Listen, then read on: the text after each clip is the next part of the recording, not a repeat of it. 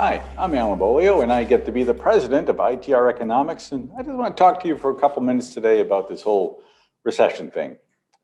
We hear a lot about it.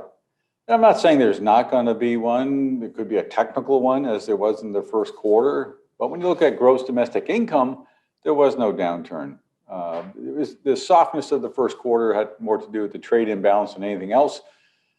Whether that will continue or not, we'll see. But it shouldn't matter to you.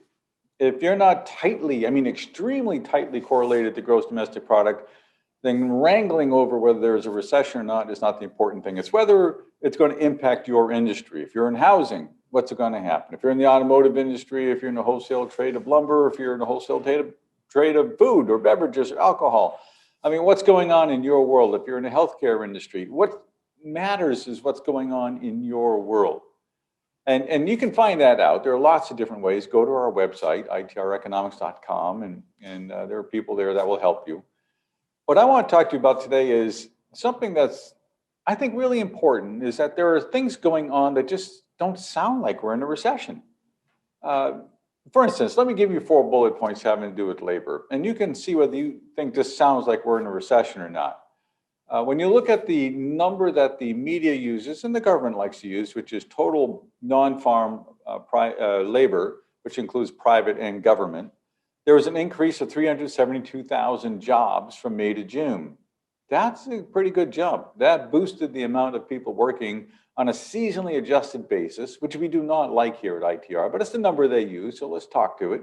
Seasonally adjusted basis of just shy of 152 million people, which is just a little below the February 2020 pre-COVID record high that we had for people working. So we're almost back to full strength.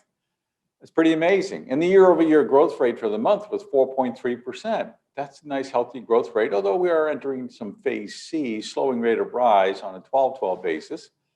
Now, if we just look at the private sector, where everybody listening to my voice on this, it's the private sector that counts.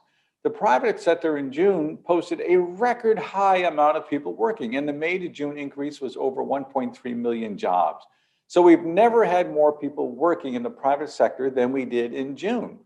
And the year-over-year growth rate, the 112, is at 4.8%. Now, does that sound to you like we're in a recession with record high amount of people working? Usually it kind of goes the other way. So what we have here is that you and I are seeing more people working than ever before, which, by the way, that's kind of important to keep in mind, because wherever we go, we see help wanted signs. And we go, why aren't people working? Well, we're at record high levels. It's just that the economy grew so much and is still growing, and the labor pool is not growing fast enough that we see all these help wanted signs, and the job openings are at a record high on a 12-month moving total basis. It's absolutely amazing. But there are people working. And what about the labor participation rate? Because that's been a point of discussion. We've discussed it. You've probably heard of it. So the second point is to make today is that, does it sound like a recession if the labor participation rate is going up?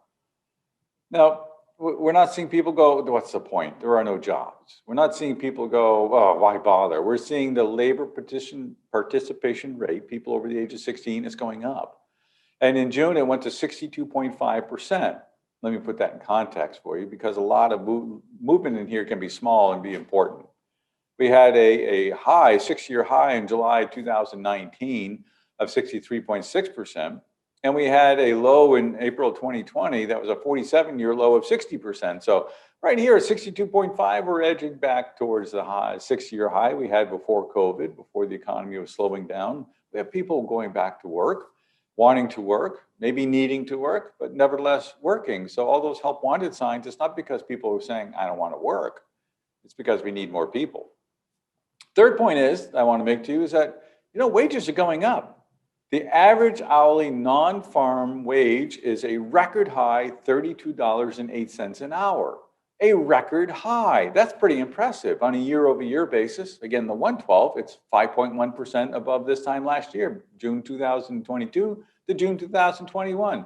When we look at the 12-12, it's rising in phase B at 5.1%, although it may be approaching a cyclical peak. But nevertheless, wages are going up. That's not normal for a recession. Now, the last thing I want to point out to you is that real personal income minus transfer payments. So let me define that. Real personal income means it's adjusted for inflation. So what I could quoted you just a moment ago, $32.08. That includes inflationary increases that have been handed out. Now let's take all that out. Let's unpack that. And we'll look at real wages in the country, real personal income in aggregate for the country. For June, it's a record high $14.502 trillion. That's just an incredible amount of money. And without transfer payments means we're taking out unemployment benefits, we're taking out retirement pay, we're taking out workers' comp, family assistance, we're taking out the non-service related, non-work related income. So what we're looking at here are pure pay as opposed to benefits received for no services rendered. So we're at record high levels despite inflation. Now, isn't that something? Isn't that just amazing? So there are a lot of people working. We're earning more than we made before COVID. We've making more than we've ever earned before as a nation, even adjusted for inflation. I read somewhere recently that consumers are saying we're in a recession. Interesting. We're not making money like we're in a recession. We're not looking at it when we look at the amount of jobs being created. We're not looking at it when we look at retail sales on a deflated basis. We're not looking at it when we look at businesses on new orders for non-defense capital goods on a deflated basis. We're not seeing everything that's being talked about.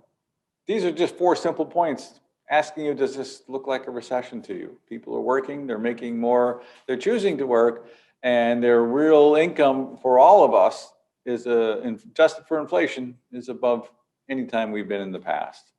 Sounds like pretty good news to me. I'm not saying things won't slow down, because we think they will. That's been our longstanding forecast. But a slowdown, it's not a breakdown, it's not a meltdown. Hang in there, watch your inventory levels, stay active, stay aggressive, work down any excess inventories you have. I think you're going to find that you're going to go through the next couple of quarters just fine. And then later in 2023, you're going to see things picking up for yourself. Stay in touch, follow us on our website, look at our ITR trends report for your specific industry, and I look forward to talking with you soon. I'm Alan Beaulieu, ITR Economics. Thank you.